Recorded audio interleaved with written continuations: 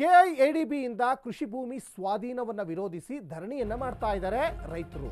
ಚನ್ನರಾಯಪಟ್ಟಣ ಜಮೀನು ವಿಚಾರ ಸಂಬಂಧ ಸಭೆ ಇದೆ. ಬೆಳಿಗ್ಗೆ 11 ಗಂಟೆಗೆ ರೈತರ ಜೊತೆ ಸಿಎಂ ಸಿದ್ದರಾಮಯ್ಯ ಮೀಟಿಂಗ್ ಮಾಡ್ತಾರೆ. ಮೊನ್ನೆಯಷ್ಟೇ ಪ್ರತಿಭಟನೆಗೆ ಸಾಥ್ ನೀಡಿದ್ರು ನಟ ಪ್ರಕಾಶ್ ರಾಯ್.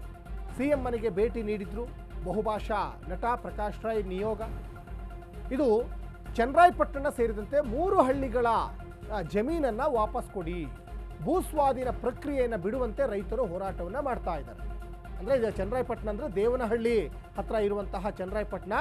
ಅಲ್ಲಿ ಒಂದು 3 ಹಳ್ಳಿಗಳ ಜಮೀನೀಗ ಸ್ವಾಧೀನ ಮಾಡ್ಕೊಂಡಿದ್ದಾರೆ ಸರ್ಕಾರದವರು. ಅಂದರೆ ಅದನ್ನ ಡಿಕ್ಲೇರ್ ಮಾಡ್ಕೊಂಡ್ಬಿಟ್ಟಿದ್ದಾರೆ, ಮಾರ್ಕ್ ಮಾಡ್ಕೊಂಡ್ಬಿಟ್ಟಿದ್ದಾರೆ. ಇದು ಕೆಐಎಡಿಬಿಗೆ ಸಂಬಂಧಪಟ್ಟಿದ್ದು ಅಂತ. ಇದನ್ನು ಕೈ ಬಿಡಬೇಕು ಅಂತ ರೈತರು ಸಾಕಷ್ಟು ಹೋರಾಟಗಳನ್ನು ಮಾಡ್ತಾನೆ ಇದ್ದಾರೆ. ಇದು ಅನೇಕ ವರ್ಷಗಳಿಂದನೂ ಕೂಡ ರೈತರ ಜಮೀನನ್ನು ಸರ್ಕಾರ ಕಬಳಿಸ್ತಾ ಇದೆ. ಯಾಕಂದರೆ ಅಲ್ಲಿ ಕಾರ್ಖಾನೆಗಳನ್ನು ನಿರ್ಮಾಣ ಮಾಡ್ತೀವಿ, ಉದ್ಯೋಗ ಸೃಷ್ಟಿ ಮಾಡ್ತೀವಿ, ನಿಮಗೆ ಅಲ್ಲಿ ಉದ್ಯೋಗ ಕೊಡ್ತೀವಿ ಅಂತ ಹೇಳ್ಬಿಟ್ಟು ರೈತರ ಜಮೀನನ್ನು ಪಡ್ಕೊಂಡು ರೈತರಿಗೆ ವಾಪಸ್ಸು ಹಣನೂ ಸರಿಯಾಗಿ ಕೊಡ್ತಾ ಇಲ್ಲ, ಬೇರೆ ಕಡೆ ಜಮೀನೂ ಕೊಡ್ತಾ ಇಲ್ಲ. ಹಾಗಾಗಿ ರೈತರು ಇವತ್ತು ಹೊಟ್ಟೆಗೆ ತಣ್ಣೀರು ಬಟ್ಟೆ ಹಾಕ್ಕೊಂಡು ಕೂತ್ಕೊಳ್ಬೇಕಾದಂತಹ ಪರಿಸ್ಥಿತಿ. ಹಾಗಾಗಿ ಹಸಿರು ಶಾಲ ಹಾಕ್ಕೊಂಡು ಇವತ್ತು ಹೋರಾಟಗಳನ್ನು ದೊಡ್ಡ ಮಟ್ಟದಲ್ಲಿ ಮಾಡ್ತಾ ಇದ್ದಾರೆ. ಇದು ಮೊನ್ನೆಯ ದೃಶ್ಯಾವಳಿ ಗಮನಿಸ್ತಾ ಇದ್ದಾರೆ. ಪ್ರಕಾಶ್ ರಾಯ್ ಕೂಡ ಸಾಥ್ ಕೊಟ್ಟಿದ್ರು ರೈತರಿಗೆ.